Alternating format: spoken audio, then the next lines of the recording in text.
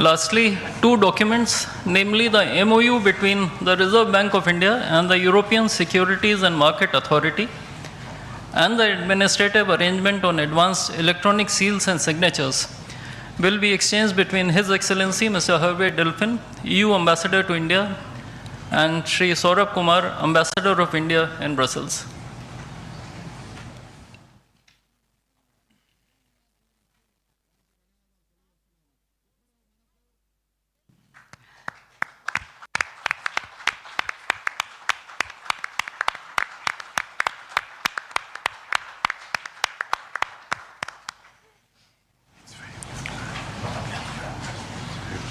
Before I conclude this segment on exchange ceremony, I would also like to announce that India and the European Union have agreed on a strategy document titled Towards 2030, a joint India-European Union comprehensive strategic agenda.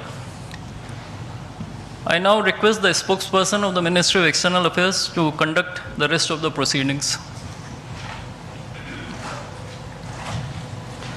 Good afternoon, His Excellency Mr. Antonio Costa, President of the European Council, and Her Excellency Ms. Ursula von der Leyen, President of the European Commission, Honorable Prime Minister Shri Narendra Modi, Honorable Ministers, members of both delegations, distinguished guests, and friends from the media.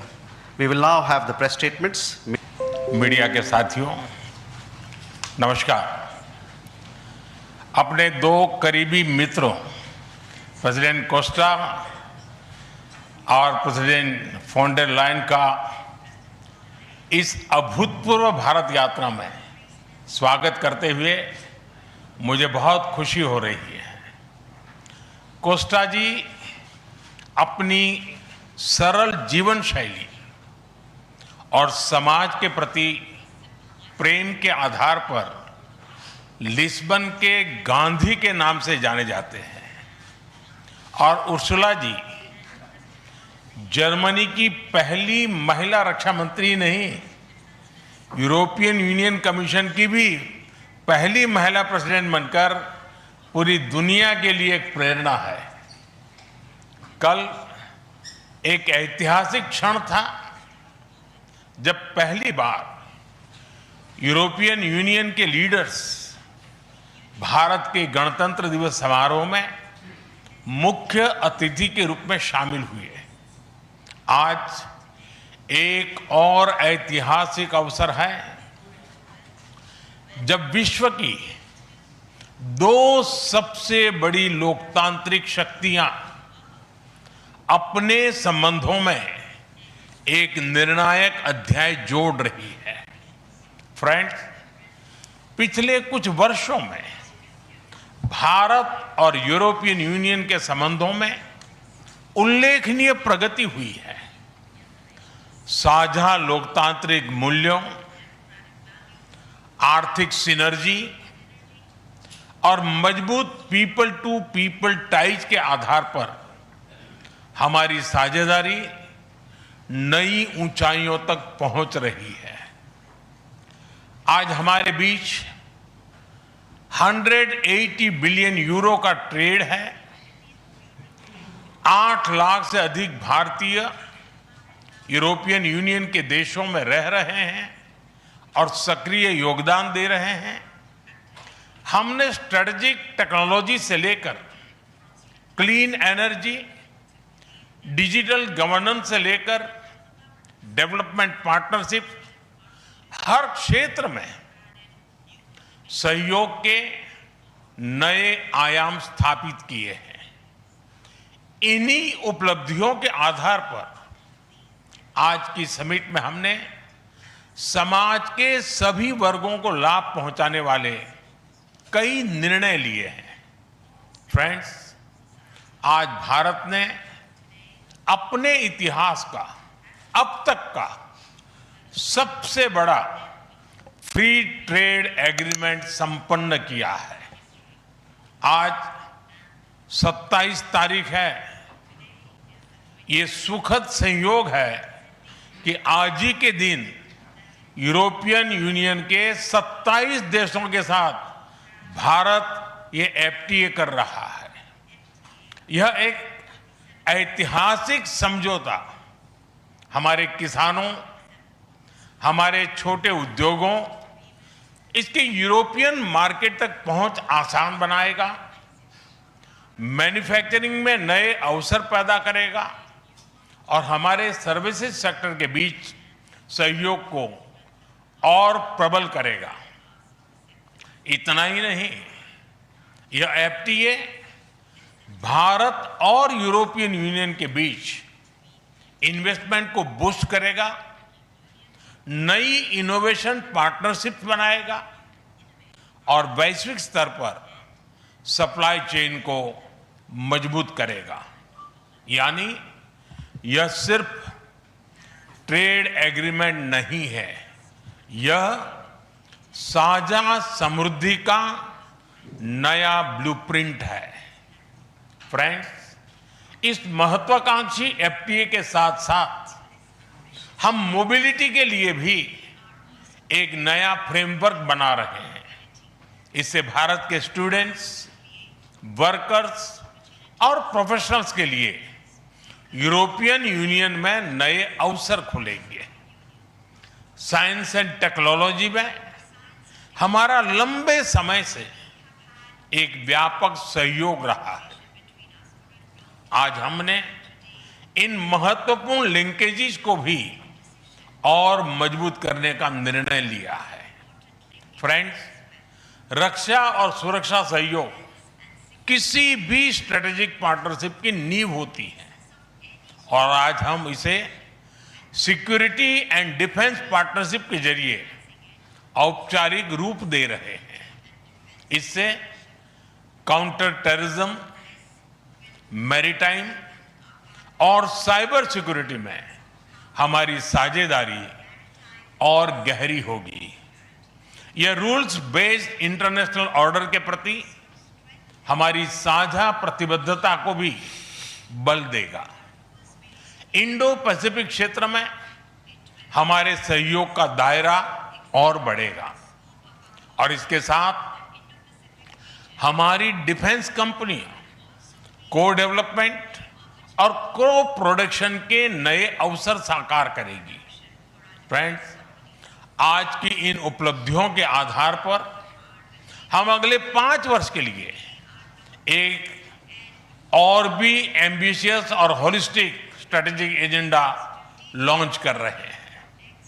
एक जटिल वैश्विक वातावरण में यह agenda स्पष्ट दिशा देगा, हमारी साझा समृद्धि को आगे बढ़ाएगा, इनोवेशन को गति देगा, सुरक्षा सहयोग और सुदृढ़ करेगा और पीपल टू पीपल टाइज को और गहरा करेगा। फ्रेंड, भारत और यूरोपियन यूनियन का सहयोग एक पार्टनरशिप फॉर ग्लोबल गुड है। हम इंडो पैसिफिक से लेकर कैरेबियन तक ट्राइलेटरल प्रोजेक्ट को विस्तार देंगे। इससे सस्टेनेबल एग्रीकल्चर, क्लीन एनर्जी और विमेन एम्पावरमेंट को ठोस समर्थन मिलेगा। हम साथ मिलकर आईमैक कॉरिडोर को ग्लोबल ट्रेड और सस्टेनेबल डेवलपमेंट की एक प्रमुख कड़ी के रूप में स्थापित करेंगे। फ्रेंड्स, आज ग्लोबल ऑर्डर में बड़ी उथल-पुथल है। ऐसे में भारत और यूरोपियन यूनियन की साझेदारी अंतर्राष्ट्रीय सिस्टम में स्थिरता को मजबूती देगी। इस संदर्भ में आज हमने यूक्रेन, पश्चिमी एशिया, इंडो पैसिफिक सहित कई वैश्विक मुद्दों पर विस्तार से चर्चा की। मल्टीलेटरलिज्म और इंटरनेशनल नॉर्म्स का सम्मान हमारी साझी प्राथमिकता है। हम एकमत है कि आज के चैलेंजेस का समाधान करने के लिए ग्लोबल इंस्टीट्यूशंस का रिफॉर्म अनिवार्य है। फ्रेंड्स, राष्ट्रों के संबंधों में कभी कभी ऐसा क्षण आता है जब इतिहास स्वयं कहता है, यहीं से दिशा बदली, यहीं से एक नया युग शुरू हुआ। भारत की और यूरोपियन यूनियन की यह ऐतिहासिक समिट वही क्षण है।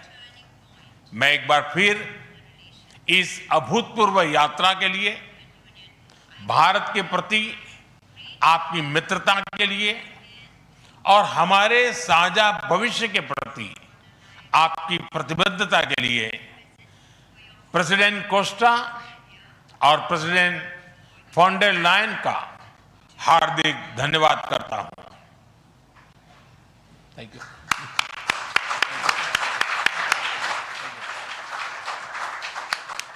Thank you, sir.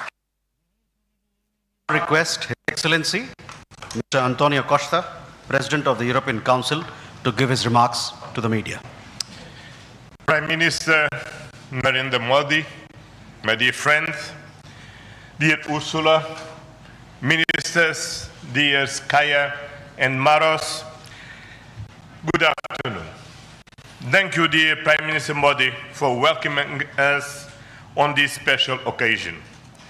We were privileged yesterday to be your chief guests for the Republic Day celebrations.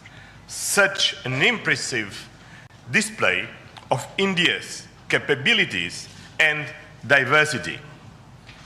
Today is a historic moment. We are opening a new chapter in our relations on trade, on security, on people-to-people ties. I'm the president of the European Council, but I'm also an overseas Indian citizen.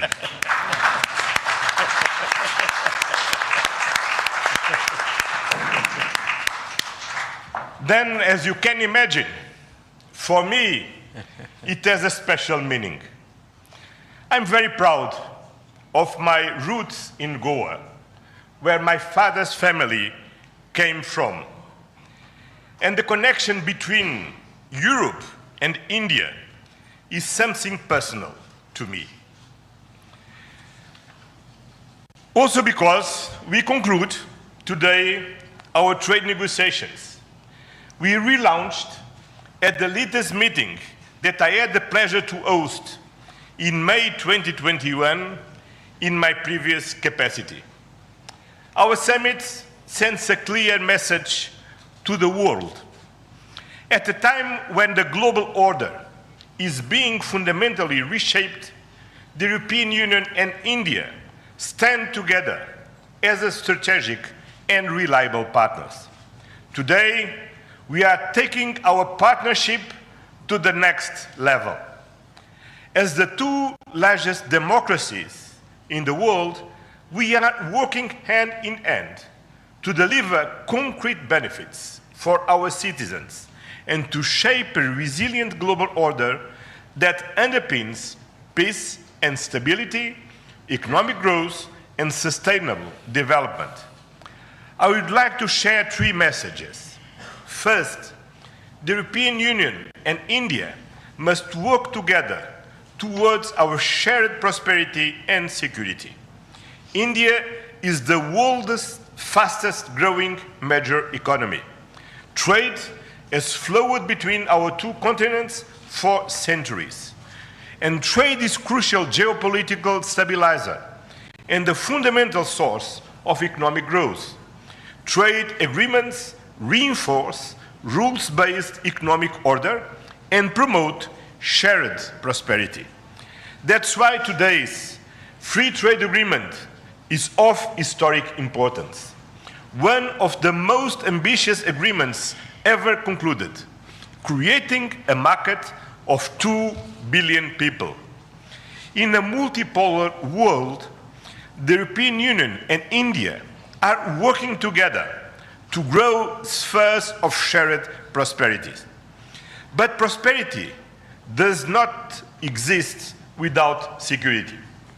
strengthen our cooperation to better protect our citizens and our shared interests.